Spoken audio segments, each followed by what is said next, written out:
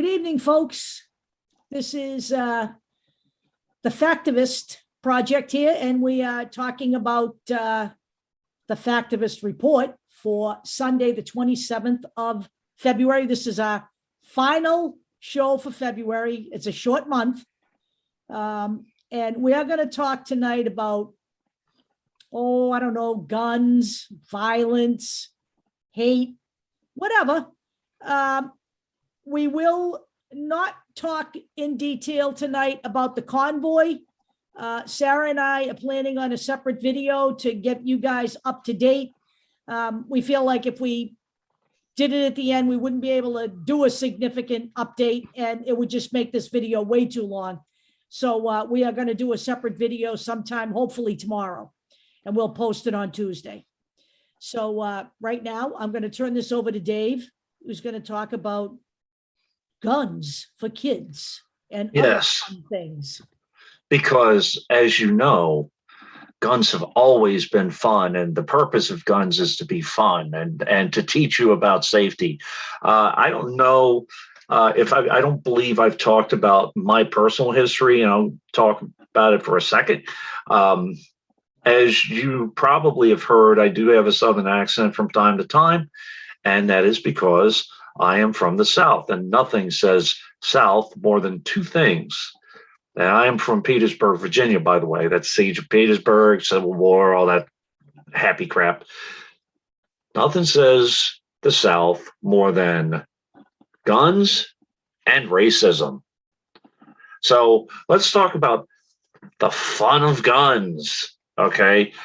Which, by the way, I always thought was asinine, because other than play, and their toys had been rampant, gun toys have been rampant for a very long time. I remember when I was a kid with cap guns and all of that. We'll talk about it for a second. Yep. And by the way, I thought they were banned. They're not. They're everywhere. You could buy them all over the place. But we'll talk about a little bit about that. But we're going to talk about the evolution from from toy guns, air guns and BB guns and pellet guns and that kind of thing, to the JR-15, which is a semi-automatic rifle, semi-automatic gun for children, designed for children. So and it's a real gun. It's not. It's a real gun. I'm going to start with this because if you were a child in the United States, specifically, I mean, especially in the South, I mean, as I said, I was in Virginia. We had guns, or toy guns. We had like the revolvers, the Western revolvers, that kind of stuff. Those are the type of cap guns I had. So toy guns have been around forever. Let me just say, all right. I'm from Massachusetts. Yeah. I had guns too. My mother was distraught that I didn't want Barbie dolls and all that shit. That's not what I wanted. Probably the first sign of lesbianism, but either way, I got over that. Part of the troubling legacy of guns is that the toy guns became more and more realistic. So it's less able to distinguish a toy gun from a real gun. So something for the older people listen, if you remember cap guns back in the day. I do. Yep. Kind of looks like a real gun. Yep. So, and then you go from that to air guns, BB guns, pellet guns, and they can't hurt you. It's just, it's harmless, right? Now, this was an article back in May of 2021.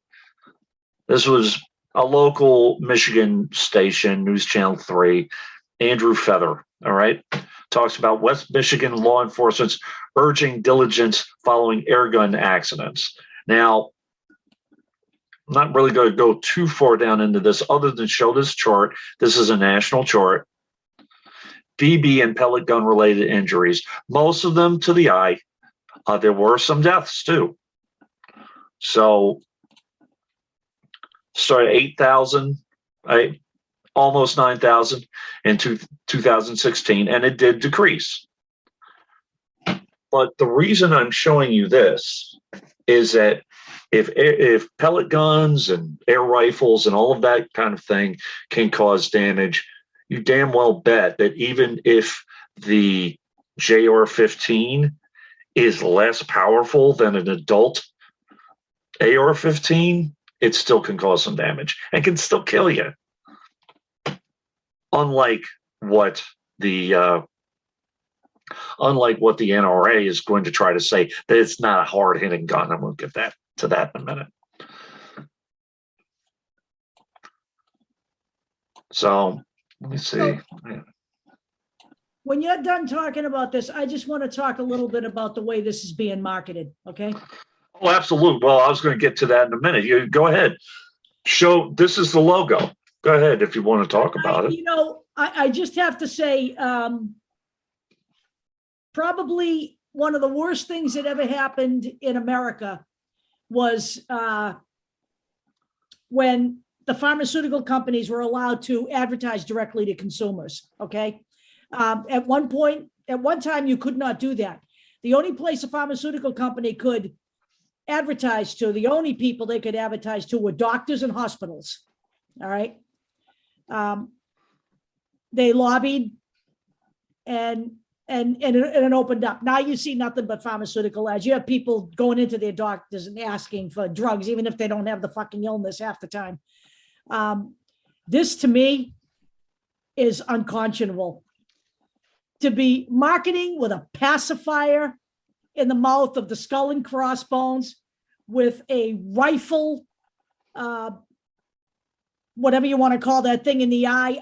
I just— the target, yeah, the target in the eye. I mean, this is— I spent 35 years in advertising. I would never accept this job as an advertising person. This is just unconscionable. I mean, they're insisting that this is not dangerous to kids. What, you know, just think about the message that the banner is sending to kids. You can't be fucking serious. If adults can't see this, you're fucking stupid. The mission statement directly contradicts the message that the logo is giving. Exactly. So our vision is to develop a line of shooting platforms that will safely help adults introduce children to shooting sports. So so they're asserting that carrying a semi-automatic weapon is a weapon that's used in a sport. In what sport? Hunting people? Because that's the only fucking valid use of an automatic weapon, is used in the military, and it's used to hunt people in mass shootings. You do not hunt deers with an automatic weapon. And if you take a look at this rifle, now there's another one, and I believe I had the image up.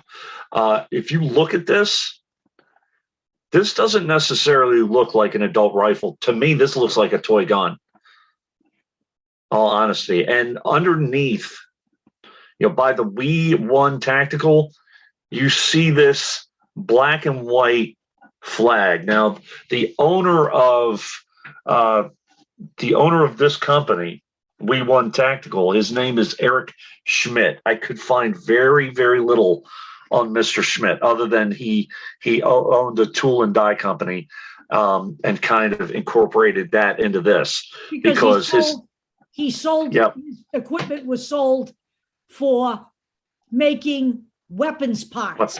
Yes. So, but this flag indicates no retreat, no surrender, which is linked to the Oath Keepers and other groups. And by the way, that was first used by the Confederacy way back in the day, just so you know. This is the safety to the JR-15.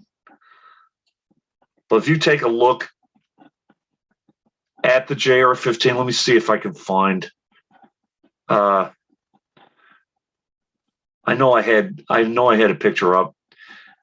There's your swag. So let me get brand recognition and loyalty. Yeah. Yep. So let me get a picture of this thing for you. Okay, that's a little better picture, I think. You have the cartoonish skull and crossbones on the body of this thing. And to me, again, it looks like a toy gun. To me. Just so you know. So. This goes into a little bit about what the Black American flag means. Again, no retreat, no surrender. Don't worry about it, though. The NRA is touting the AR-15 for kids as an everyday gun, or the AR-15 is an everyday gun for everyday citizens. Now, that's the AR, but here's the picture. Shoots just like mom and dad's gun. Weapons manufacturer unveils the AR-15 for kids, called the JR-15. That is 20% smaller and weighs just 2.3 pounds. The next time a kid wants to take somebody out in school, he'll have something lighter to put around. Right.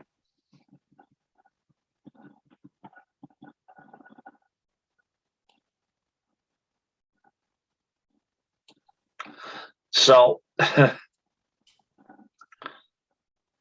this is a good article. I think this is an article that a lot of people who went into this topic cite. This is from February 17th of this year, written by Talib Visram. An AR-15 designed for children shocks even the most jaded gun control activists from Fast Company. A pretty good article, and has some very good links into it, including one that I'm going to use in a minute. So one statistic that they mention is that between August and December of 2021, there were 136 instances of gunfire on school grounds, the highest rate in a 5-month period since the advocacy group that brought this up was started.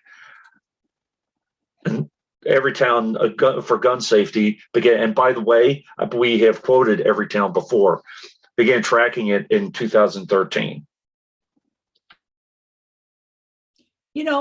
Of school shooters, many have easy access to weapons are under 18. So go ahead.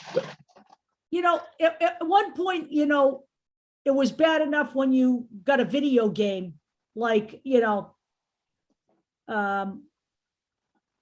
and you saw people brandishing weapons on a video game. Right. Kids were playing. Okay. Grand Theft Auto was an example of one of them.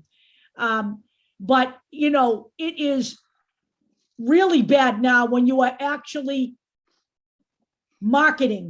actively marketing through advertising to children. I mean, this is just, I find this amazing. We don't have enough problems now. We're going to have this. More. This is a real gun whose ergonomics are geared towards children. By the way, easy, very light and very easy to conceal. It's amazing. And the NRA, here we go. Baby's first AR-15. Yeah, great. Should we go to a baby shower? Should we buy one for the prospective parents there? So they can make sure they, train their kids properly from birth? There's been youth shooting guns for 80 years, but there's never been a youth AR-15, says Ryan Boosie, a former firearms executive, now senior advisory Giffords, one of the leading gun violence prevention groups co-founded by former Congresswoman Gabby Giffords. If you remember Gabby Giffords, she was shot at a mall during an event. I have never seen one that's just an egregiously tactical offensive weapon of war. As Boosie. So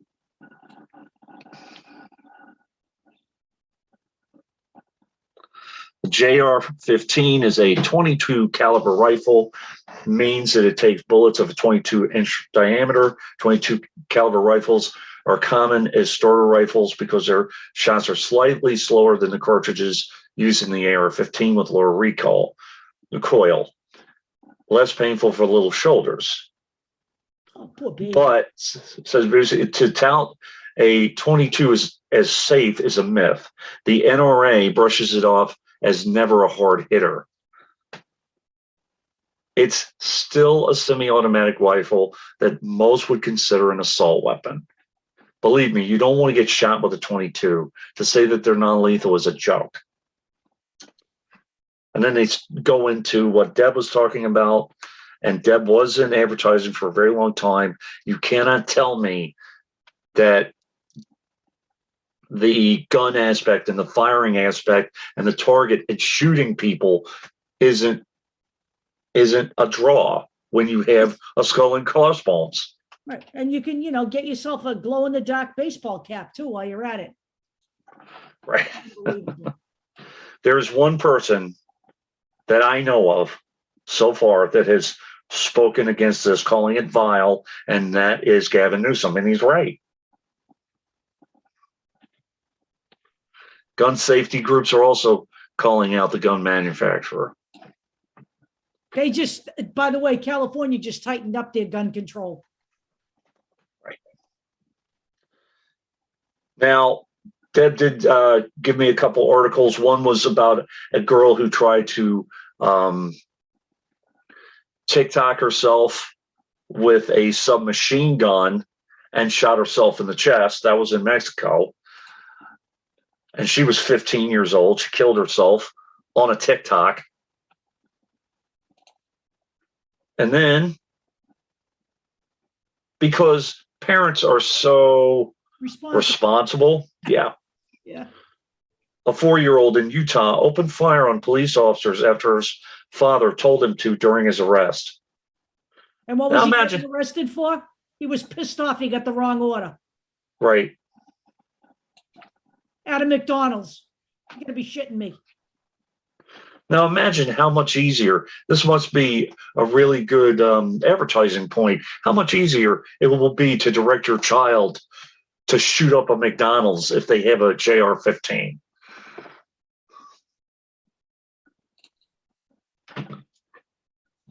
This country's lost. Ask up the article. One of the sources, or one of the things that they brought up was this source called the Violence Policy Center, and they talk about the marketing of real weapons to kids. Start them young. Tactical rifles for kids. So, what does that sign say that they're handling? Stand Strong, Connecticut. Jesus Christ. Fucked up. Yep. Fucked up. These kids are even younger. Sold by Bursa 380 to buy an Smith & Wesson 9mm. My kids seem to approve. Now, for those of you who know anything about weapons, are the kids doing the right thing when they're looking at that weapon? I don't think so. They're looking straight into the weapon with their hands kind of like, if anything happens, if that thing cocked back, they're going to get clocked in the head. But they do have their hands off the trigger, which is good. I do have to say that. When my writing for Jews for the Preservation of Firearms Ownership, Nikki Kenyon explains, when my son was 4 years old, we decided it was time to introduce him to gun safety. He couldn't tie his shoes yet, but we knew we had some guns in the house, and we needed to install good habits early because it was literally a matter of life and death. Jesus Christ. His father was a police officer, and I was active in gun rights and made it a point to be armed as much as possible. I still do. It's a matter of life and death. Oh, God. Now, here, I can't remember how old he was exactly when he shot his first firearm. I think it was 8 years old, but I know he was around 10 when he shot his first machine gun. I remember when he was about 6 years old, I sent him to my bedroom to get some paperwork that was on my father's nightstand. He called down to me and said, "Mommy, Daddy's pistol is sitting on top of the paperwork. Do I have your permission to move it?" That's when I knew we taught him well. Well, what was wrong with that picture? What's wrong with that? Why would a police officer leave a fucking gun on his end table? Exactly. In the house? This is the fucking problem here, folks. Exactly. Why would you leave a gun just sitting on top of paperwork like that? That's why people, and this was a police officer. Yeah, well, it doesn't, I'm just saying. I hate to, I hate to say anything about your home state, but it was fucking Virginia. Just fucking say As I said, anything below the Mason-Dixon line for me is just a no-go. Right. I gotta tell you, it will never happen. Now, excuse me if I'm insulting anyone, but too bad.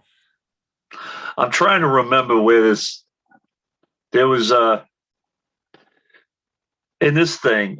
Okay. So NRA junior membership, that whole NRA Junior Club started in 1981. One of the things that Deb pointed out, and I can't find it. Oh, here we go. All right. So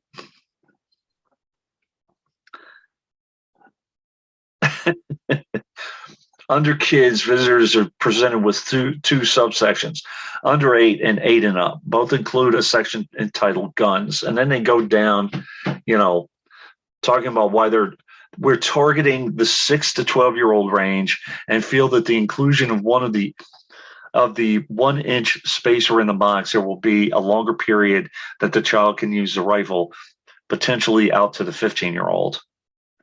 That's important. With the number of hunters declining, it's crucial to get kids introduced to the sport as early as possible.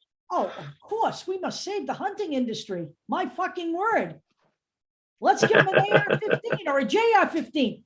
Who the fuck hunts with an automatic weapon? It isn't done, okay? It just isn't fucking done. What is the purpose of an automatic weapon for a kid, other than to indoctrinate them and show them how to shoot early? Look, Oh, hold on. I wanted to show something else too in this. When I was a kid, I was introduced to guns. I will tell you that. But I was always told, these guys have giant smiles on their faces. Look at this kid. He's holding the gun next to his ear. Okay. I'm like, oh my God. These kids have giant smiles on their faces. Guns are used for a purpose. They're used for hunting or protection. Real guns. Okay. well, serious business. it is. And let me just say this, that notion that they use for protection. Yeah. Under 1% of the time in America. Right. They used to kill people here. It's a uniquely American phenomenon, the obsession with guns in this country. There is no other country that is this obsessed with firearms. There's a reason why we lead the world in firearm deaths. Because we have more firearms in our country than certain countries combined. Right. So now is a time where we can transition from the talk about guns and kids to guns and hate. Or I'm sorry, kids and hate. Kids with guns who hate. Right. Children committing hate crimes reflect our society. This is David Love. This was a while back. This was about 5 years ago. Not much has changed. No. In fact, if anything, it's gotten worse. They talk about certain incidences, and the commission of there was one in New Hampshire, one I just saw in New Mexico. There are many things society can and must do to stem the tide of hate crimes among children and strike a balance between punishment for offenders and education. Society must address the conditioning and insecurities of the young men, the aggression and the antisocial behavior that may cause them to blame others for their problems and commit these heinous acts, and white power groups that may lure and influence them. And by the way, I'm not even talking about kids' associations with hate groups and stuff. When these kids pick up an assault weapon, there are no mental health tests on these kids. None. Nope.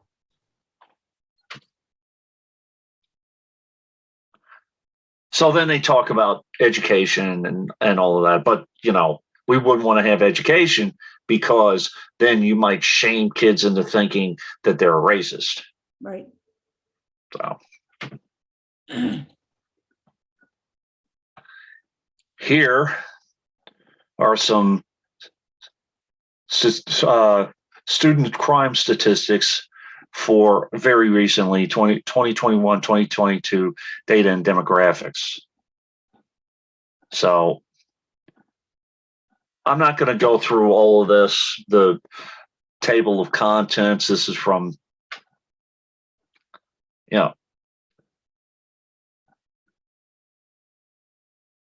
So one thing I did want to mention, we talk about COVID pandemic statistics at length. School-based crime did not rest even during a nationwide lockdown, but it did shift a little bit. So we talk more about crimes towards, I'll go down to the bullying part of it. Bullying and COVID-19 right for a second. Where do you think I'm going to go with this? During the pandemic, 5.4% of Asian Americans said they were being treated unreasonably, according to the 2020 California Health Interview Survey. You know what? Let me stop for a minute and say something, because it just came into my head. Yeah.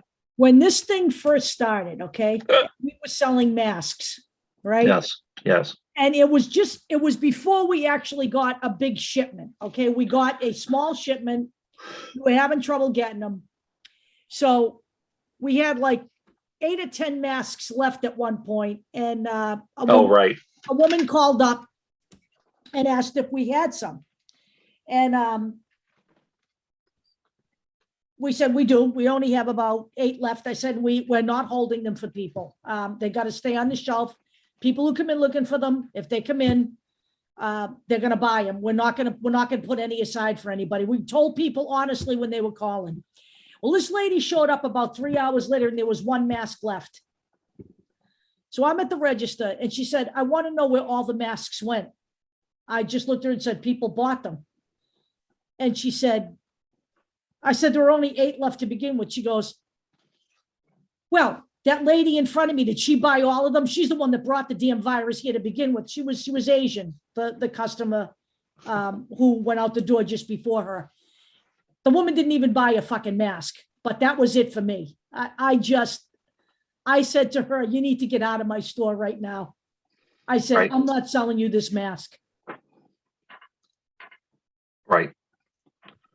Selling you this Right. So I didn't even care at that point if they fired me. But to me, this country is off the fucking edge. I don't even know where to go with half this shit anymore.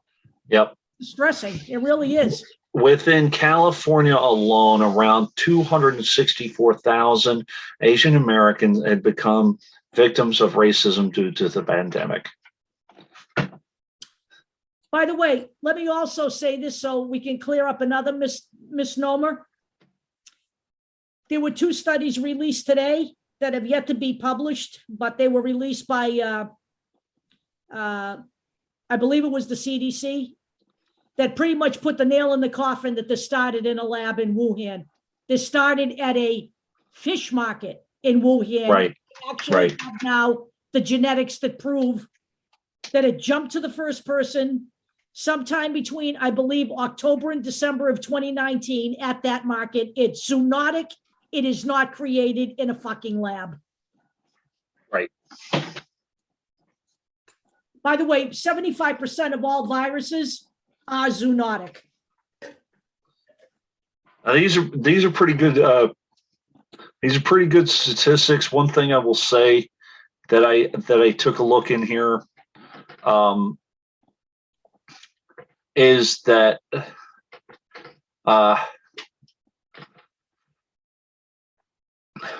what I noticed in the hate crimes is that they kind of spiked during the middle school years, or like right around the early teen years, 12, 13, 14. So here we go with a little bit of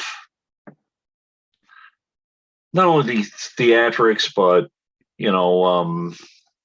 justification or whatever, denial, whatever you want to call it. Michelle Tafoya, she used to be a sports commentator, and she was. No, sorry.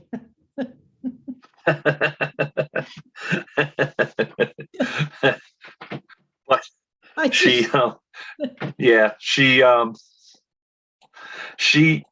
she did the last Super Bowl, and then she decided to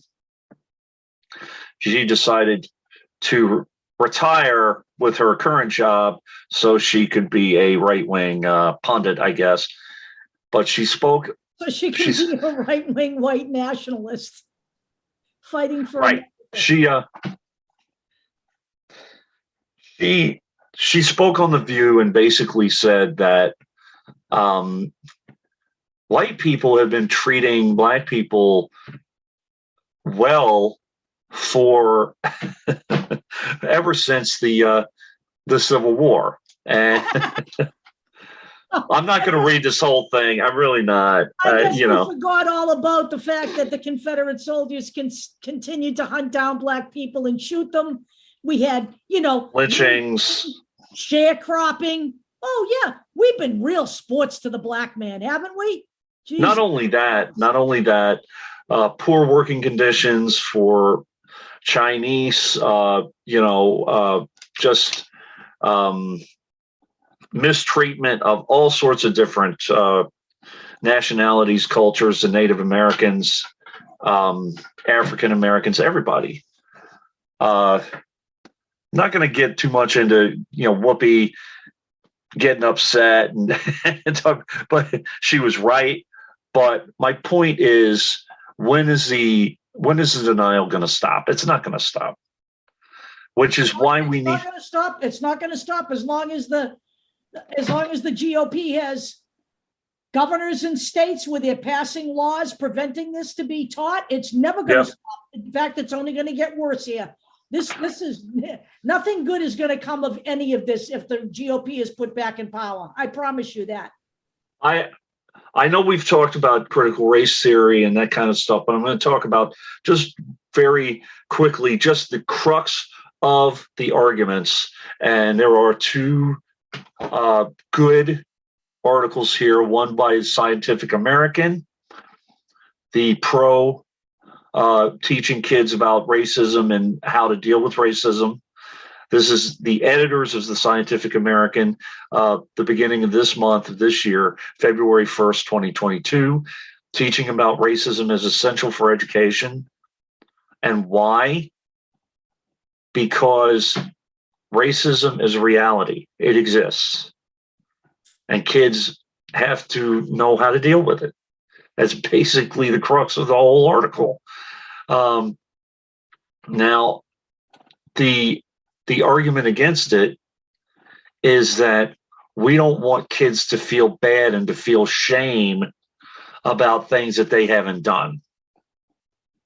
Then why would they feel any shame if they haven't done it? Right.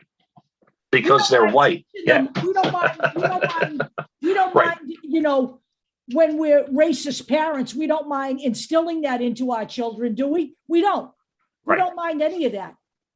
You know, we're worried about the poor lily white children might feel a little bit offended, might feel a little bit put out, might feel, Right. I don't know. Are they worried about what they're doing to people of color by denying that they even fucking exist and that anything even happened to them here? I mean, how much more revisionist do we want our history to be? It was bad enough before this version of the GOP came into power. Now we might as well just paint the entire fucking country white. I mean, it's disgusting. It really is. It's nauseating. And by the way,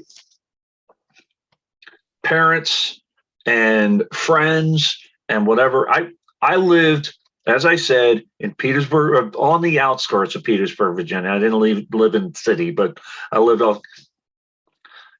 The parents are not teaching you with a blackboard or whatever sandwich board and writing out blacks are this. It's little comments. It's racial jokes. It's just off the side comments about, oh, that's that neighborhood. Yeah, that kind of stuff. Yeah. So when teachers are trying to show you that, yes, there are going to be those comments, what are you going to do about it? So, but no, we don't want to know about our own blemishes and our own faults. So now we're going to get into just a little bit.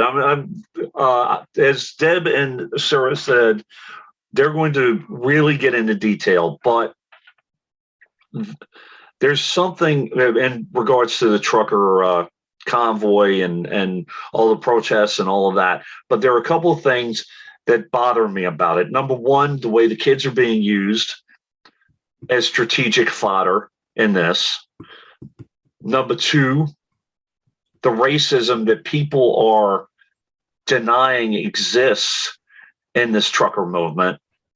And number three, this claim that the truckers are being framed for the guns that they're carrying. It's cock shit. I know.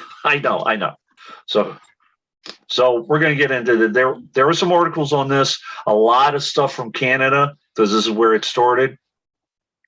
Presence of children and new demonstrator tactics are complicating police response to the trucker occupation. Listen, when cops know that kids are in the trucks, it's gonna complicate things. They have to keep those kids' safety and well-being in mind. Do you think these people know this? These people are using their children as shields. That's the human shields is essentially what they're doing here. What would be the purpose of keeping your child out of fucking school and taking them on a junket like this? Okay, give me a break. Nice vacation. Right. Is freedom? This is the Children's Aid Society of Ottawa and the Ottawa Police Service talking about child welfare concerns. This is a February 9th article of this year, Grayson Quay from The Week. This is another Canadian paper. They're just worried about the kids that are on these things. Okay, so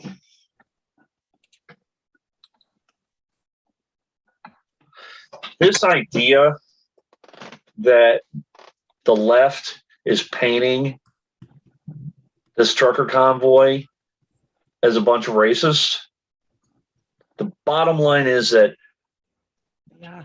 some of these organizers, and Sarah will go at this at length. So I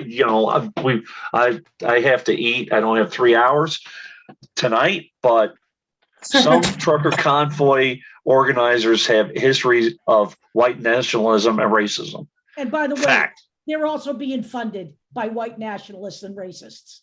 Okay. Right. And transphobes and gay phobes and Yep. and people, like, it's basically I would associate this People's Convoy with the January 6th insurrectionists.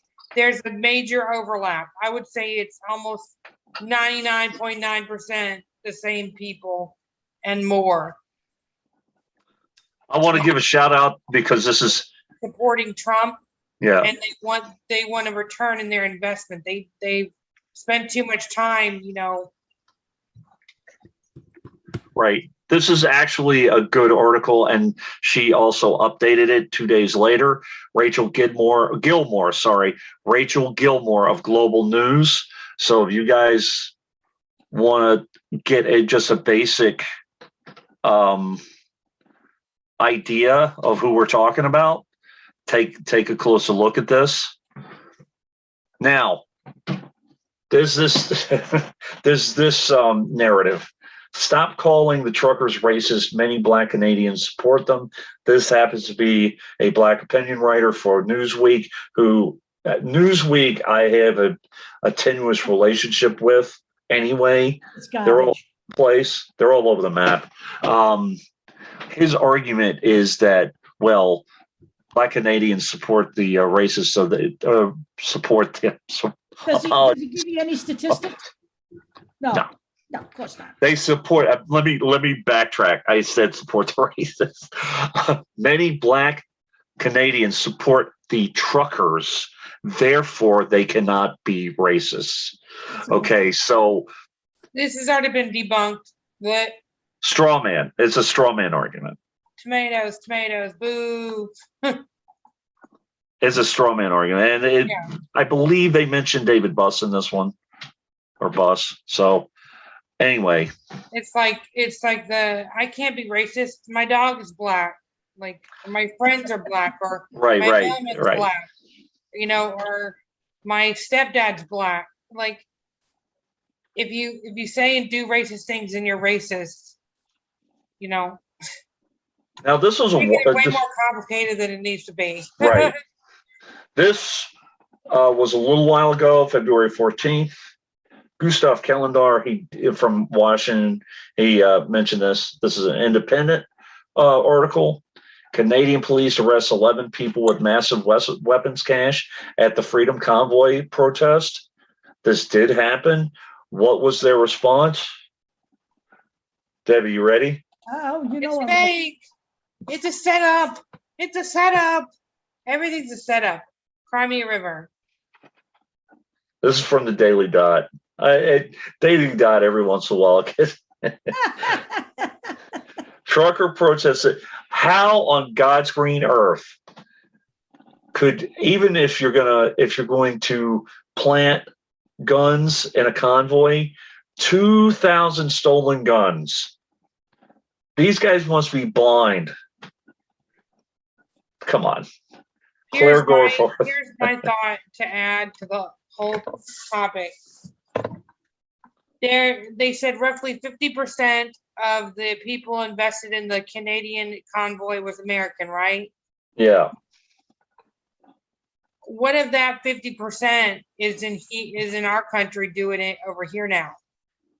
Who are those people that overlap? We need to be maybe connecting with people like where the Ram Ranch, and connecting with people in Canada. They can maybe help us cross-reference some of these faces. Right. And see that overlap, because that 50, that's a lot of people. That's a lot of organizers. So most of the money for the Canadian movement came from the United States. Yep. Yeah. It stands to And reason. they've already, And I you think get- it's like over 1 million they've raised. Yeah. And they're just, people are giving away hundreds of thousands of dollars worth of stuff. I don't know if it's that much, but thousands. Oh, I'm sure. It's expensive. Their fuel is like probably 9,000 or something like that a day. So I'm sure they go through a whole tank. what I wanted to say is, if you want guns, if you want racism, and if you want kids in the same place, there are two places that you can go right now: the South and the trucker convoy. Right. So I have a few more here. One, and What's I know, dangerous though is they're getting people to join the convoy as like this party convoy, yep, and they think they literally in their morning session where they do their morning prayer in a circle, and they go and have their little rundown of the day's events and where they're going and whatever. And so they pray together, and they have a few opera people sing. It's very strange, and that is weird. it's really weird. It's whatever. But I lost my train of thought. Fuck. I know Deb's been talking about this for a while, but this is an article from the HuffPost. Jesselyn Cook, I've seen her before too. Many of the groups behind January 6th are organizing the trucker convoy. So there is a link between the January 6th, riots and the insurrection and the trucker convoys. Just so you know, there are the same people, or some of the same people are getting involved. And on top of that, another Newsweek thing, truckers readying, everybody's saying that this is just about, well, not everybody, but a lot of the story is this is about the vaccines and the mask mandates. That's not just what it's about. It's The about right wing. everything. It's like anybody Yeah. disgruntled about anything that's happened over the last few years. So this, the truckers are talking about justice for Ashley Babbitt. By the way, Ashley Babbitt doesn't care. She's dead. Just so you By the know. way, Ashley Babbitt wasn't a fucking hero, okay? And that Ashley too. Babbitt was not a hero.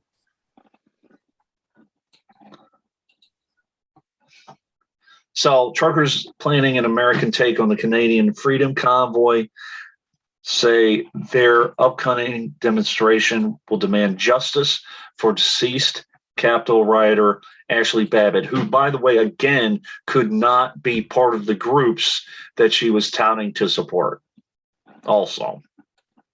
So Bob Bolus, again, Sarah has a lot of information on, and she'll talk about that. Man is rotting garbage. Yep. He's been a Trump supporter for a long time. He's anti-LGBTQ, anti-immigrant. I mean, everything that Trump has been spewing, this guy has just been absorbing everything. He lives in Scranton, PA, and that's where Biden's from. Where Biden was born, and there was they were naming a street after him, and he was like trying to like petition the government to not name the state after Biden. He hates Biden. Like, it's really crazy. Yeah. It's really irrational. So this is from the Salon. This is about Bob Backenberg, who was an NRA board member who was subpoenaed by the January 6th committee over his role in the whole thing.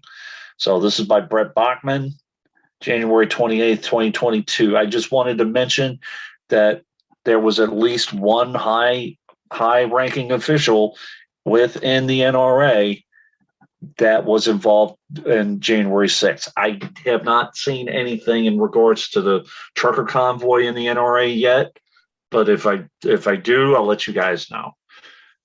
So one last thing I wanted to say is that when you're talking about a revolution and serious issues and all of that, it should be serious. I'm not saying that you can't like have a little bit of fun here and there, but Deb has mentioned it over and over again. This is just like one bit. This was in Canada, just one big party. And if you think Canada wants one big party, I can't imagine what it's going to be in the United States when this, when this really hits. This is. They saw these people getting the opportunity. There is nothing says grifter like a right winger. Nothing. Right. They are a pack of fucking grifters. Okay. They are living off people who really think this is about freedom. It is not about freedom. It is about whiny white people who have been inconvenienced by a pandemic. That's how it started.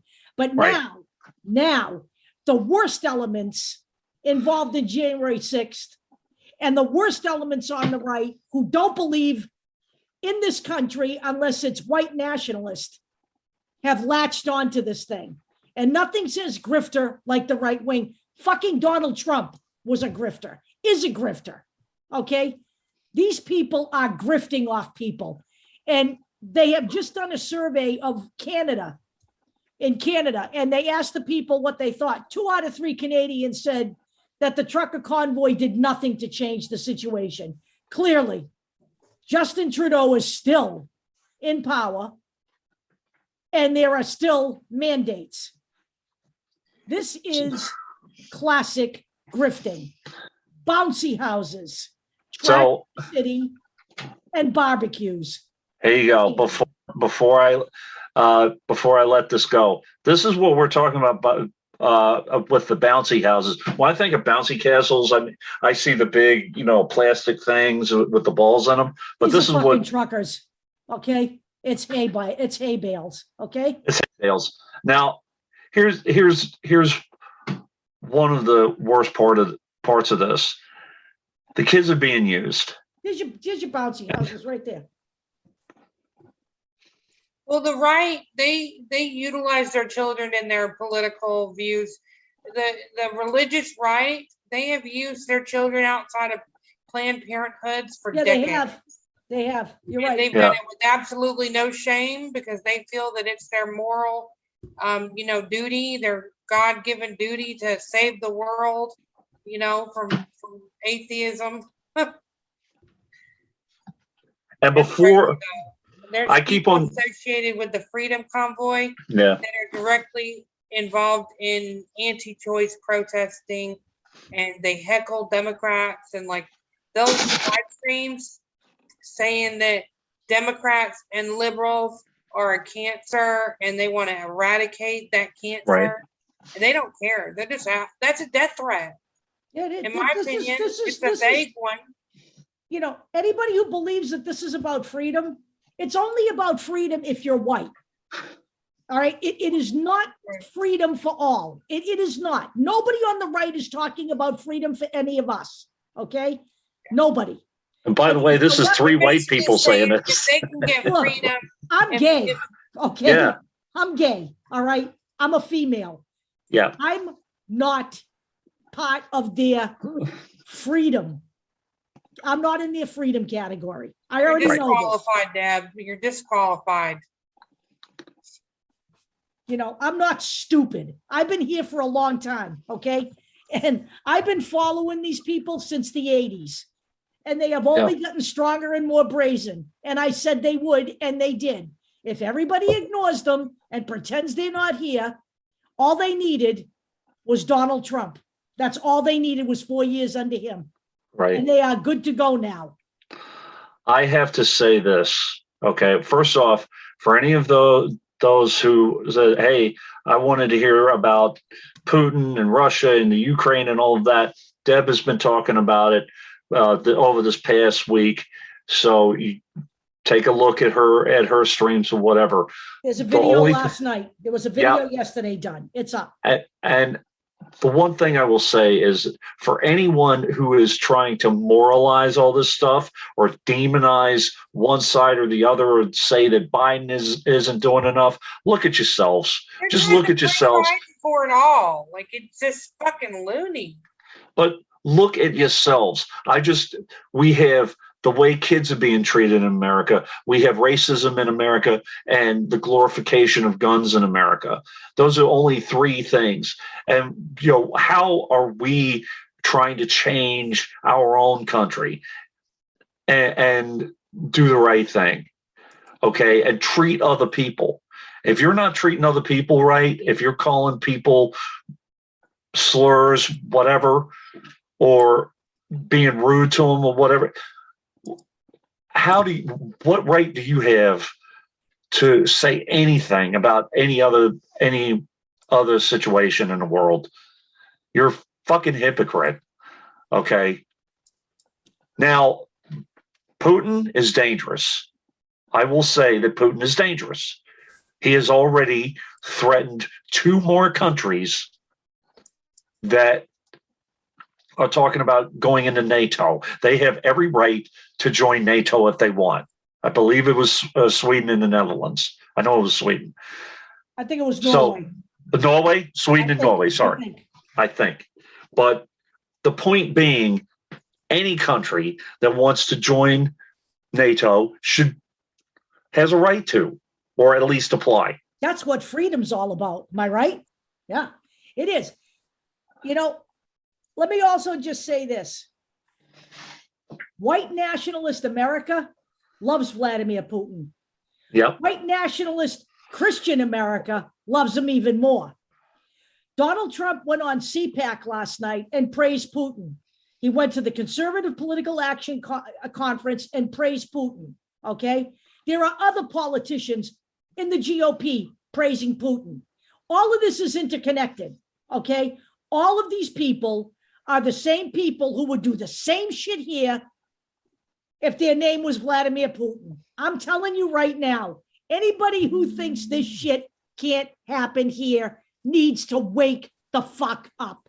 When you have a man who was going to run for president again in 2024, unless someone finds a way to put him in fucking jail for all of the shit that he's done, he's a criminal, okay? If you have a man praising Putin and you think the GOP should return to power, there's something fucking seriously wrong with you. End of story. Yep. Any politician who is talking about praising Putin for invading countries, I'm wondering what manifest destiny bullshit they're thinking up of and what country they're looking to invade. And all I'm going to say is this. It would only figure that a man who thinks nothing of anybody but himself would leave us in a country where the people now think only of themselves. Right. That is the culture he has brought to America. That's what he's done for us as a country. He has made us look, instead of us looking at each other as a people who go the extra mile during a rough time and protect each other and help each other, we are now a nation of fucking individuals who only give a shit about ourselves. I see it every day at work, every fucking day at work. Okay. And it's disgusting that we have politicians in this country that claim to love America and love democracy overtly minimizing the shit that the people in the Ukraine are going through right now by praising Putin as a genius. He's a fucking despot. End of story. And that's what Donald Trump would love to be. I'm done. Hi, Sarah. Sarah has her hand raised. Yeah. Can I screen share and show you a post? And this is the perfect example of the rhetoric that's that's happening right now in the convoy groups. Yep, go ahead. And if I can figure out how to screen share. Okay, can you see my screen? Yep. Okay, I'll read it. This is for just some random person. I don't think she's an admin. I think she's just somebody watching, Please be safe and beware. Remember how they took supporters by surprise and perverted and infiltrated the Trump DC rally.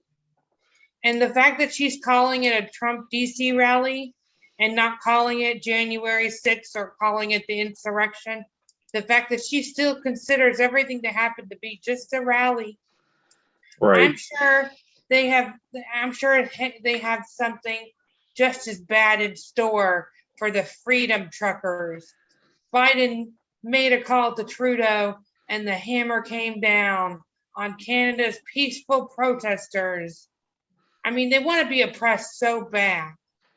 I'm sure he wishes he could use the same tactics with Americans. I'm sure he meant this to be a warning to our truckers. What are they even talking about? It was Trudeau who called Biden, by the way. I know, Okay? but they're just living in a fantasy land. Maybe calling it another insurrection. They still can't even admit what happened. Sending in BLM as if BLM would take orders from anybody. BLM is a grassroots movement. It's not somebody that you can call in like the Oath Keepers. And okay, so God bless you. May God protect her and guide every step. I mean, I promise you, God is not on their side if he does exist. Let keep me also your cameras rolling. They're gonna call us terrorists. They're all telling each other to just ignore anybody that calls them a these terrorist. people are all fucking nuts. I I'm mean, they're sorry. crazy.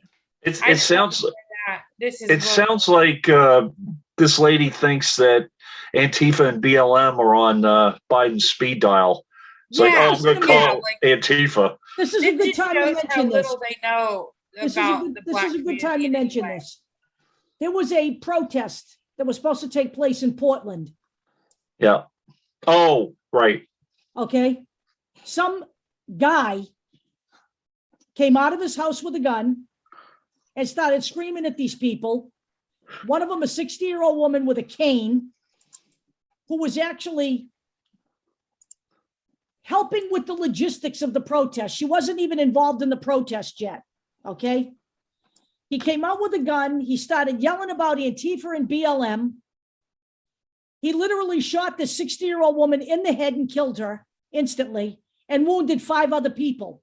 He was white, and according to his roommate, has been increasingly more irritating to live with because all he talks about is shooting people from BLM and Antifa. Now, I'm going to tell you something. I have an article from Rolling Stone about how all of this started, and it started when that fucking idiot, his last name, NGO, anybody remember his first name? David No. David No, got hit in the face with a fucking milkshake. Yep. He started the demonization of BLM and Antifa. That started on that day. And he has not stopped, and it has taken hold. And BLM and Antifa are not responsible for what happened on January 6th. Okay? Not. They weren't even involved. They weren't inside the fucking building. There were 10,000 peaceful patriots who intended to do exactly what they fucking did. End of story. And by the way, a milkshake is not 7 shots to the back. Okay. It may be humiliating. It may suck for a minute, but you know what? You can wipe that shit off. You were a fucking white nationalist involved in sticking your fucking nose where it didn't belong. You know what? When you go on the streets to do this shit, you expect something like that. Stop it. Okay? I was chased by baseball bats coming out of a gay bar when I was 21 years old. Stop it already, okay? Shut the fuck up. Stop it. I'm so fucking sick of hearing all of this bullshit. I'm off the edge now. I need to stop. Probably a good time for me to stop. Everyone have a happy leap year, everyone. Fuck you. I'm shutting the recording off. All right. So I can, rant and rave on my own.